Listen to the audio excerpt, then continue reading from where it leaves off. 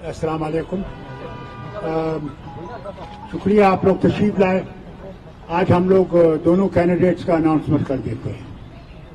North Kashmir से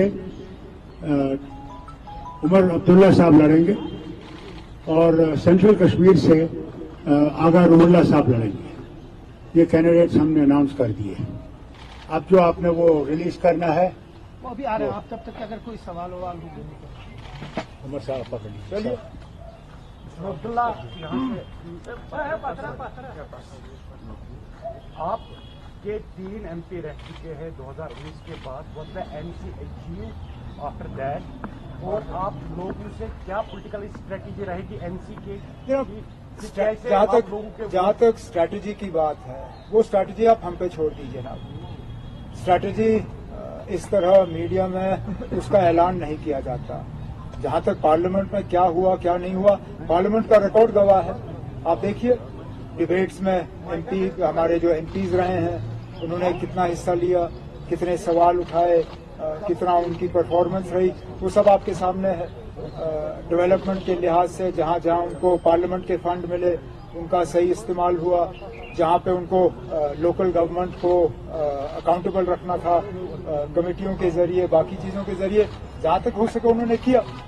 हकीकत ये भी है कि अगर आप देखें तो सबसे मुश्किल 5 साल के पार्लियामेंट के इन MPs के दौर में रहा।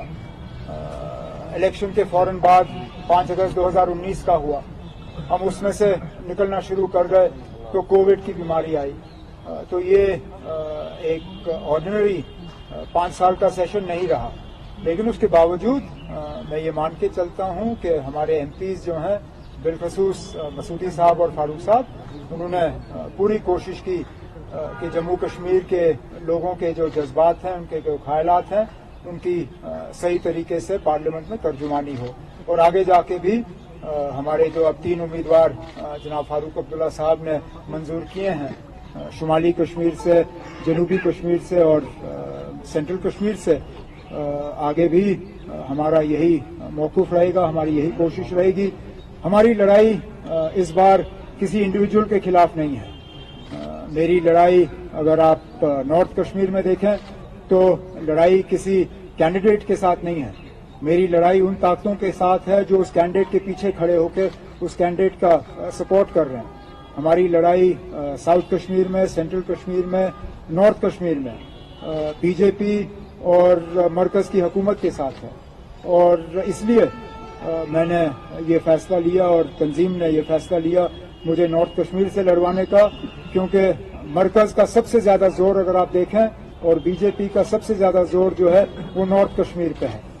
और मैं चाहता हूं कि नॉर्थ कश्मीर में ही इन ताकतों को जो है शिकस्त दी जाए, और इसलिए तंजीम ने ये सही समझा कि मुझे नॉर्थ कश्मीर से इलेक्शन लड़ने पे जो है हुक्म दिया गया और आगा रूहुल्लाह साहब को सेंट्रल कश्मीर से। अगर बात करें, कई सारी पार्टी जो है, अब जैसा कि आपने भी कहा, नॉर्थ कश्मीर में सजाद लोन को सपोर्ट करने जा रही है। क्या आप का समर्थन कांग्रेस वहां पे करेगी? आप मुझे पता नहीं आप लोगों को इस बात पे शक क्यों होता है।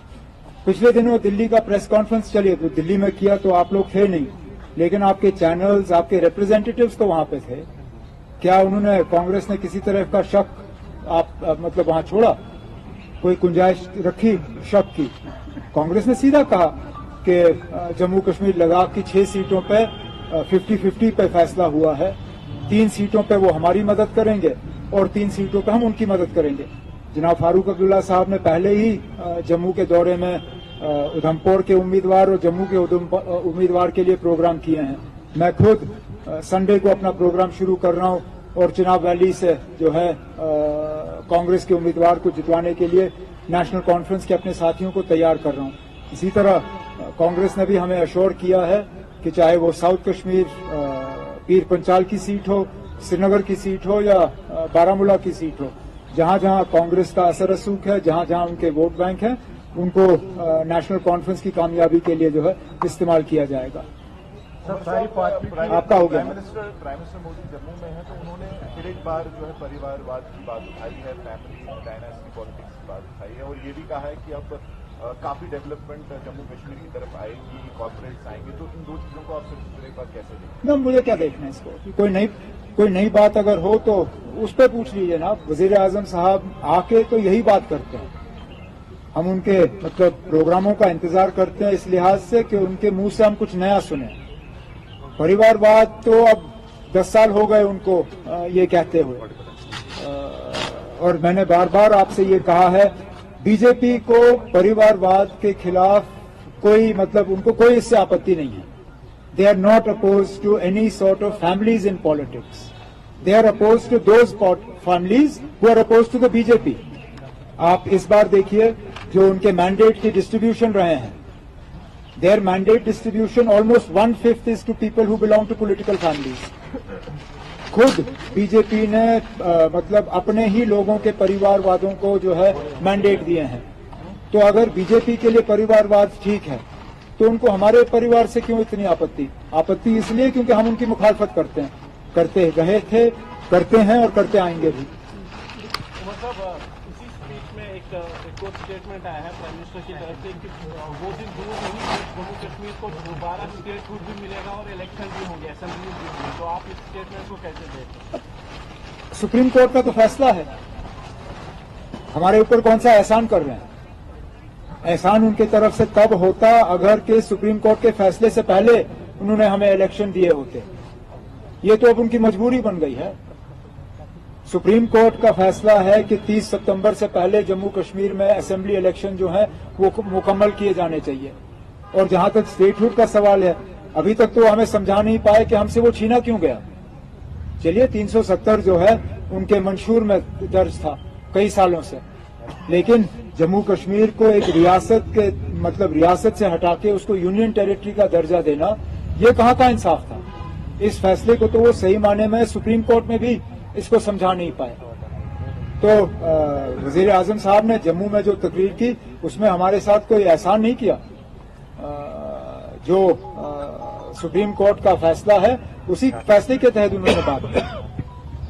Sir, how do you see contesting from North Kashmir while you are having a stronghold from this? My most recent assembly constituency, thanks to the gerrymandering of the BJP, is actually now part of the North. So I am technically a North Kashmir contestant.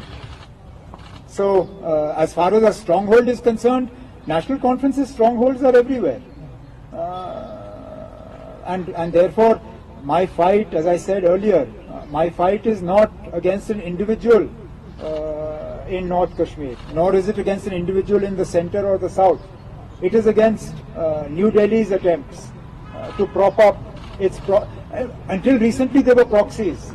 Now we know they are openly BJP candidates.